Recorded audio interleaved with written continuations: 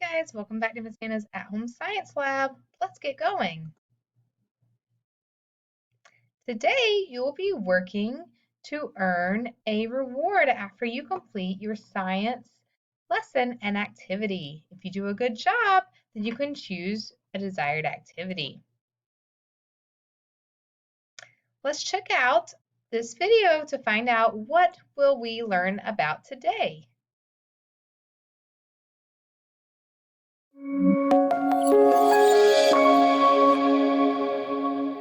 A resource is anything a person can use.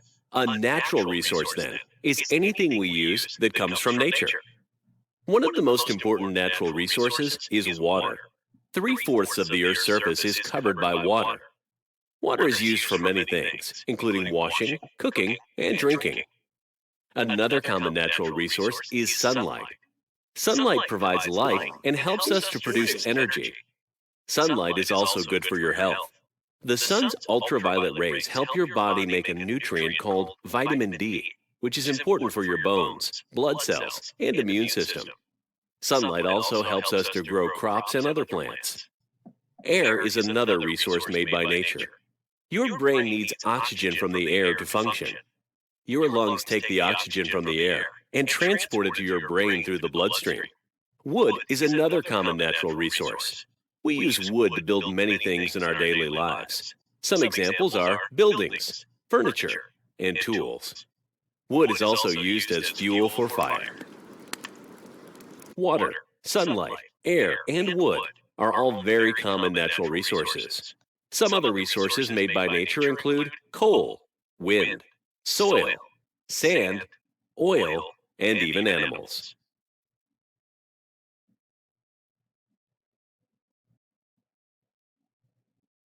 All right, so hopefully you guys were able to pick up on that is a little bit of a review from what we did earlier in the week. So before we make our prediction on what exactly we are talking about today, let's review the steps to testing an idea.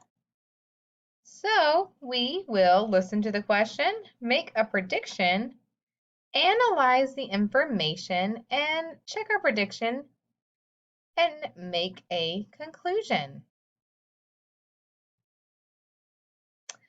Based on the video we watched, what do you predict we will learn about today?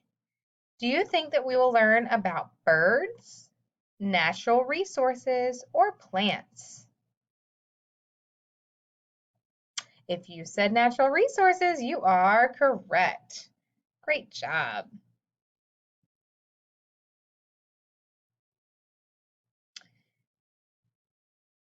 By the end of this lesson, we will be able to say, I can identify natural resources affected by humans. Remember earlier in the week, we answered the questions, what are natural resources? And what is a natural resource versus a man-made resource? Well, today we're going to build on that knowledge. Today, we will be able to answer these questions by the end of the lesson. Why do you need natural resources? And how do you use them?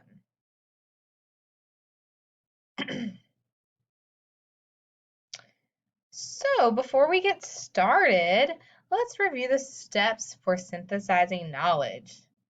We need to listen to the teachers. We need to listen to the whole science lesson. We will think about the information now, and then we will think about this information later and think about how it applies in the real world. Here's our vocabulary word this week again. Natural resources. You can see some of the pictures as great examples for natural resources. Trees, air, water, and rocks and minerals. So natural resources are anything found in nature that can be used by living things. Here are some more examples of natural resources. You can see the soil, the plants, water, sunlight, air, and rocks. Remember, these are all things that just occur in nature. Humans do not have to do anything for them to be there. They are there naturally. So how do we use these natural resources? Well, plants need water and sunlight to grow, right? And animals that live on land, just like us, we're animals too, need water to drink. So water is very, very important as a natural resource. We need it to grow food. We need it to hydrate. Some kinds of animals live in water too. So that's another way that natural resources are used. They're the habitat for some animals, like the animals that live in the oceans or the animals that live in the rivers, the lakes. Some kinds of animals eat other animals. Yup. We talked about that in the last unit of science class about how the food chain works and how if you are a carnivore, then you eat other animals only to get your energy. The animals that get eaten are natural resources too. So let's check out this picture. How are natural resources being used in this picture? You can pause and talk about it. All right, so here you can see natural resources being used because one natural resource, remember, that we have a lot around our country is fish.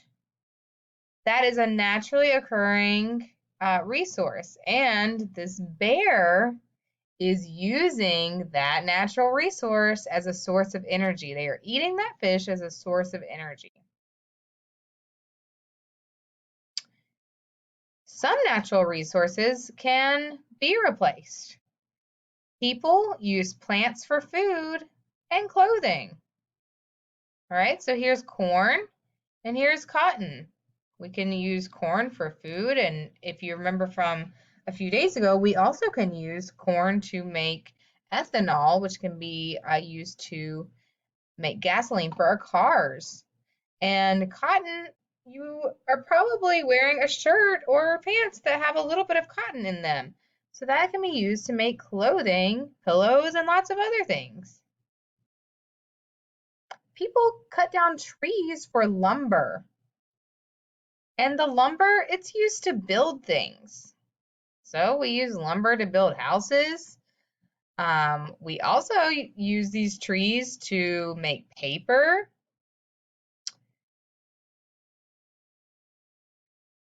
Next, we're going to read a story called What Are Natural Resources? And this will talk about how we use them as well. Take a second to pause and talk about the pictures that you see here. All right, let's get started.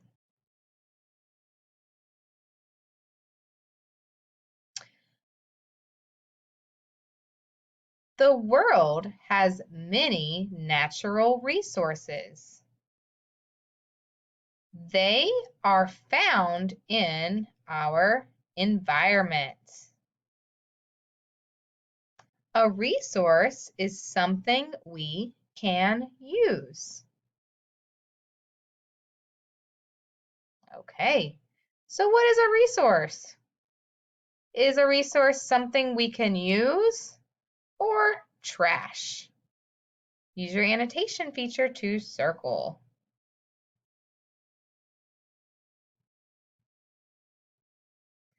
If you said something that we can use, you are correct.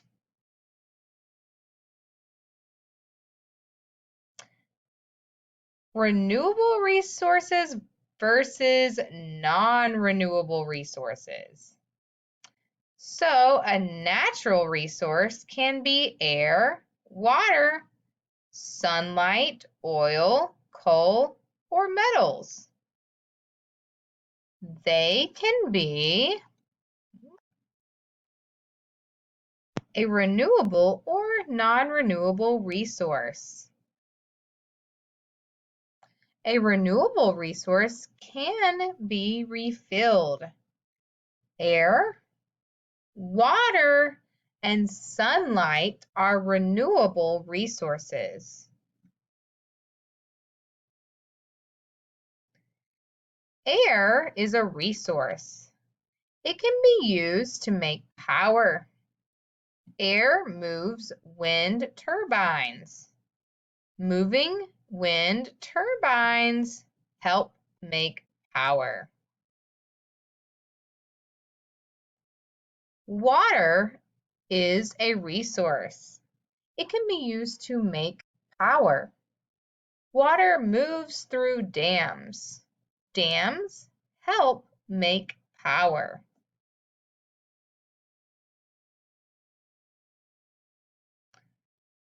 Let's take a second to learn more about that. How do dams help to make power? It's through a process called hydropower.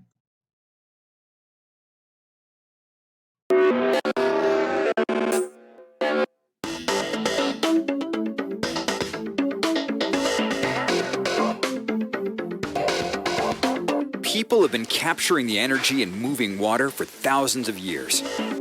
And today, it's still a powerful resource that can generate clean, renewable, and affordable electricity. You see, we harness energy from flowing water and convert it to electricity. That's what we call hydroelectric power, or hydropower. Water flows from a higher elevation to a lower elevation, and a hydropower facility uses turbines and generators to convert this motion into electricity. America has been using hydropower to generate electricity for more than 100 years now. And today, about 7% of all our electricity is generated from hydropower, making it the largest source of renewable power.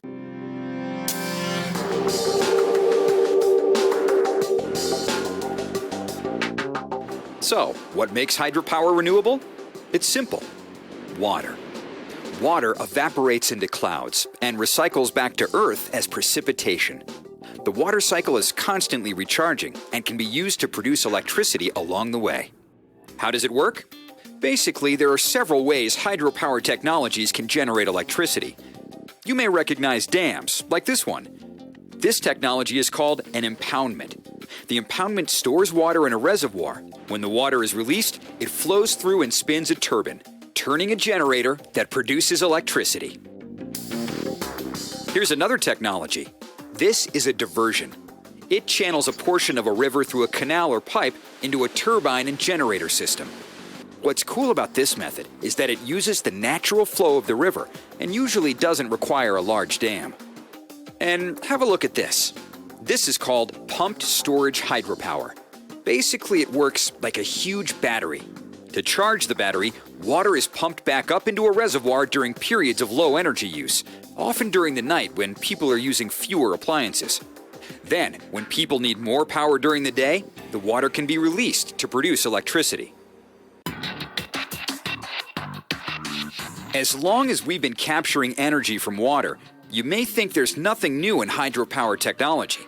Think again.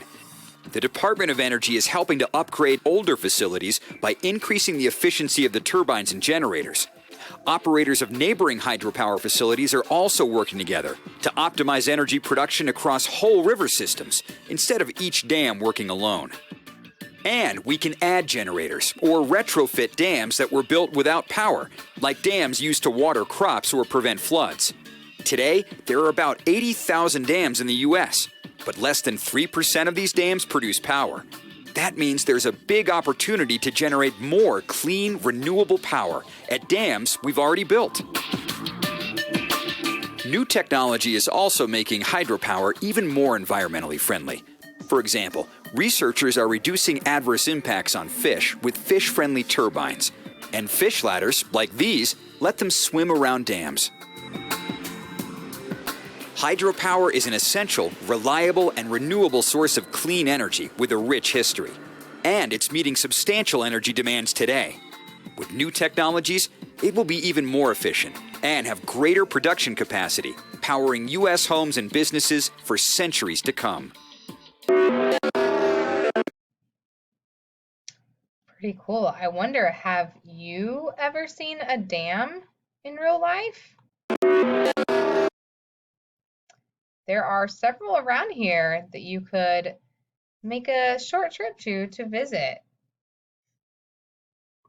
All right, let's continue reading. So sunlight is a resource. It can be used to make power, just like water can be used to make power. It's a bit of a different process. So sunlight is gathered by solar panels. Solar panels help make power. Have you seen solar panels before? Lots of times you may see them on the roof of a house or building. Question: what is an example of a renewable resource? The sun, a car, or a boat? You said sun, you are correct. Non-renewable resources. So a non-renewable resource cannot be refilled. Renewable resources, they can. There's always a significant amount of them, or a good bit of them, on Earth at any given time. But a non-renewable resource, not that easy. Nope, there's only so much of non-renewable resources on the Earth at a time. Oil, coal, and metals are found in the ground. Oil, coal, and metals are non-renewable resources. Oil is a resource. People drill and pump oil from the ground. It can be drilled on land or in water. Oil is used to make fuel for cars and planes. When the oil is used, it is gone. We need to find more oil. Some natural resources cannot be replaced. Oil and gas come from plants and animals that lived long ago. Oil and gas cannot be replaced. People use oil and gas for fuel.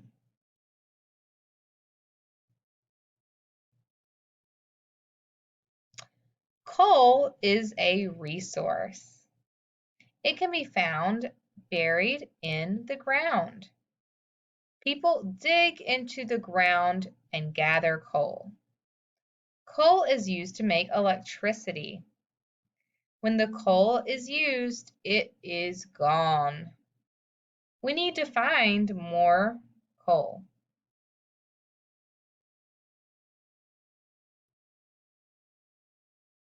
Let's learn a bit more about coal. Coal. Coal is a black or dark brown combustible rock made primarily of carbon. It was formed millions of years ago when ferns, plants, and trees died and fell into swamps. The swamp conditions prevented the organisms from decaying completely, and after millions of years of intense heat and pressure, coal was formed. Coal is classified into 4 main types or ranks based on carbon and heat content: lignite, subbituminous, bituminous, anthracite. The general rule is that the higher the grade of coal, the cleaner it burns and the more versatile its uses. Coal is extracted from the earth through underground mining or surface mining. The choice of mining method is largely determined by the geology of the coal deposit and its distance from the surface. Underground mining currently accounts for a larger share of world coal production than surface mining. Coal can be burned for heating or to produce electricity. To convert thermal coal to electricity, it is first milled to a fine powder, which increases the surface area and allows it to burn more quickly. The hot gases and heat energy produced from combustion converts water into steam to run a turbine and generator. High-quality coal is also a useful raw material. For example, it can be converted to coke for steelmaking. Coal can also be converted to liquid or synthetic gas by advanced chemical processes, making it a possible but costly replacement for natural gas or liquid fuels for transportation. Coal is a highly abundant and cheap energy resource. Coal has powered the industrialization of many nations over history and continues to today. It is a big player in today's energy system, providing 40% of the world's electricity. One major concern with coal is the mining practices used to extract the resource. Ecological impacts and human safety issues, both for workers and neighboring communities, are growing concerns for the industry. Coal is the most CO2-intensive fossil fuel when combusted because it is composed largely of carbon. Coal also contains other elements that cause pollution problems, including sulfur, nitrogen, mercury, and heavy metals. SOx is a leading cause of acid rain, and NOx emissions contribute to smog. In addition, particulates from coal combustion can be harmful to human health. Concerns about climate change from greenhouse gas emissions have put a spotlight on coal plants and have prompted the development of clean coal technologies like carbon capture and storage. That's coal. Okay, so towards the end of the video, they talked a good bit about the impact that coal has on the environment when we use coal and burn coal, how it can create issues like smog and air pollution. We'll be talking more about that very soon in science class. Coal. So, metals are a resource too. Metals are found in the ground. Metals can be gold, iron, copper, and more. Metals are used to make jewelry, coins, buildings, and more. When the metal is used, it is gone. We need to find more metal. I wonder, can you look around the classroom and find an example of a metal? Or if you're at home, you can look around your house and find an example as well.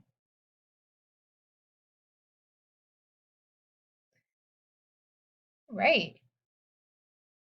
Here are some different metals, different types of metals. Brass, bronze, steel, copper, aluminum, cast iron, and then as we talked about before, gold is another very popular one. So, what is an example of a non-renewable resource? A non-renewable resource. This is something that there's only so much of on the earth, and once it's gone, it's gone. Sun, water, or oil.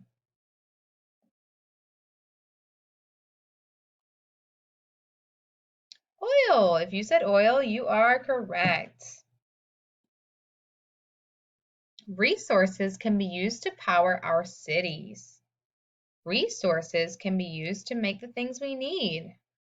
Natural resources are very useful.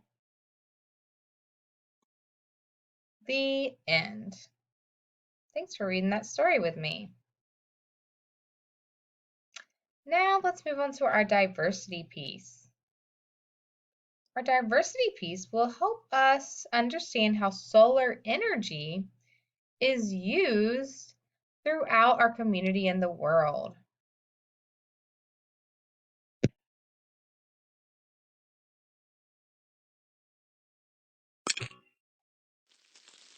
Hey, have you been carrying around an egg all day just to do that? Dear Tim and Moby, if fossil fuels pollute the environment, then why don't we just switch over to solar energy? From Terry. Well, the short answer is that fossil fuels are still much cheaper than solar energy. But unlike fossil fuel, solar power is a renewable source of energy, so researchers are constantly working on ways to harness sunlight. A renewable energy source is one that comes from a natural, ongoing process that will continue into the foreseeable future. Solar, wind, and hydroelectric power are all renewable energy sources. Oh, there are lots of ways to harness the sun's energy. Thermal collectors use sunlight to warm water, which is used to heat buildings. And spacecraft can use solar sails to convert sunlight's force into motion. But when most people talk about solar energy, they're referring to the use of photovoltaic cells, or solar cells. Those are those dark panels you see on solar-powered devices, like calculators and satellites. Photovoltaic cells convert sunlight directly to electricity. No, sorry, it's too complicated to explain. I'm just kidding. A photovoltaic cell is essentially a thin layer of a semiconductor, like silicon, covered in glass and plastic.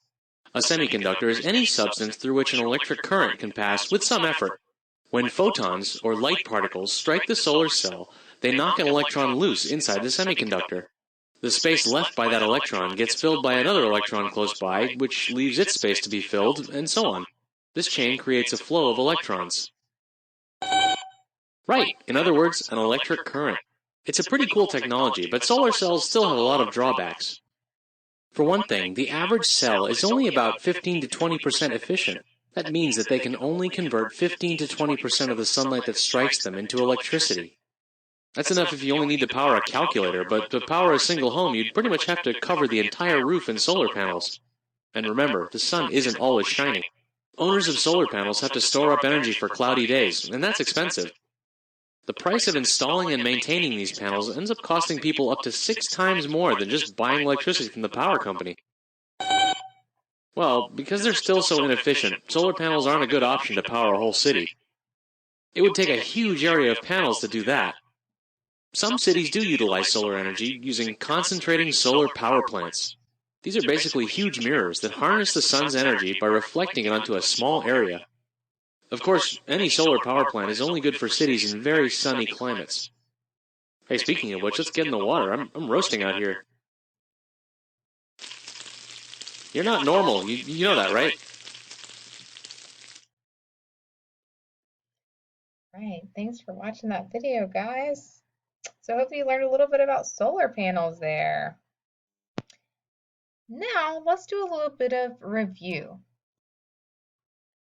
Before we get started answering our questions and making our complex choices, let's review the steps to critical thinking and problem solving.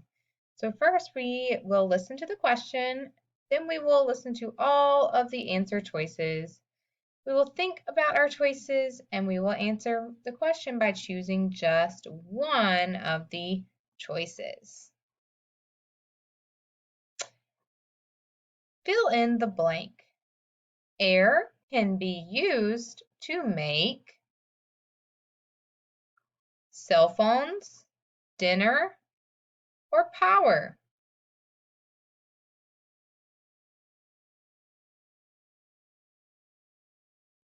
If you said power, you are correct.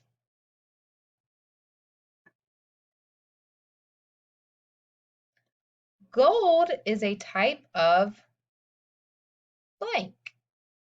This is a natural resource. Gold is a type of metal, animal, or food.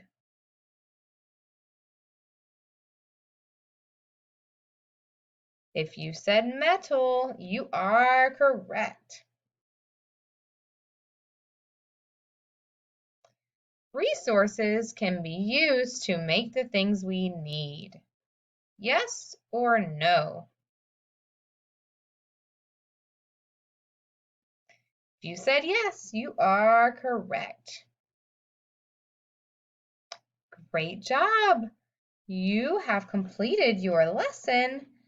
Now, to earn your 5 stars, make sure you complete your Google Form activity for today's science lesson. That's all for today. I'll see you guys next time at Miss Anna's At Home Science Lab. Bye!